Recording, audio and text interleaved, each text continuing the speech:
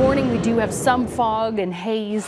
That humidity is still up, and that limits us cooling to around 70. I know some of you sending those kids off to the bus stop now. A lot of those schools back, more going back this week. So just keep in mind some of those active bus stops impacting your morning commute, and of course parents trying to get the kiddos out the door.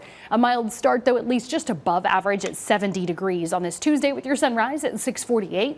Again, some few clouds. Actually, notice this little spin up there. You see these bands just twisting up our way and lifting up through East Tennessee. But that's all we're seeing right now from Debby. We're more so going to feel some changes later this week. So we're catching a few clouds, otherwise a mostly sunny day and a hot one. Also a little humid. Throw in that humidity. Can't miss that one. Again, that's what limits us to 70 this morning in Knoxville. It'll be 85 at noon. A northeasterly wind, 5 to 10 miles per hour, occasionally gusting to 15 miles per hour. High today, 92, feeling hotter, back to mid-80s at 8 o'clock, just ahead of sunset. But again, a mostly sunny day. So in terms of the feels like forecast where you live, important to keep in mind, it's going to feel more like the low 90s in many parts of our area by lunchtime.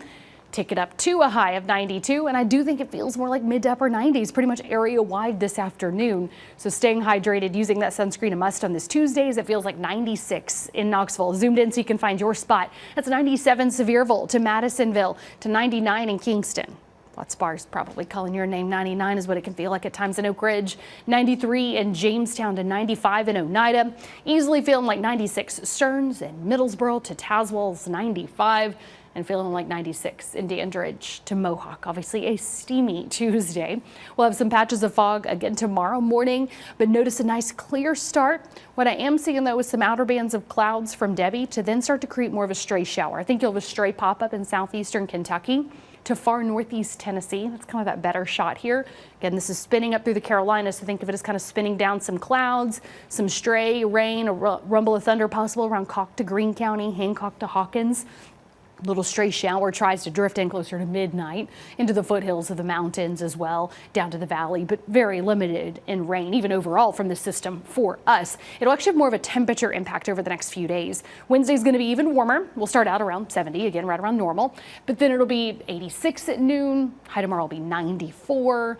So now we're getting a little hotter. Okay, I got to stress too, this feels like temperatures for your Wednesday because that'll push it up into those upper 90s to around triple digits. So obviously we've got a steamy day and a mostly sunny one because big picture, we're watching the system churn and really just kind of hang out around the Carolinas for the next couple of days. So that's where we can catch just a stray shower Wednesday. I do think we'll continue to see some extra clouds build Thursday. Friday, also extra winds, gusts then getting closer to 20, 25 miles per hour to end the week. Notice then the proximity. We're not really catching the rain, but we are catching some thicker clouds on Friday with a couple of spots of rain, a rumble of thunder possible as that system spins away.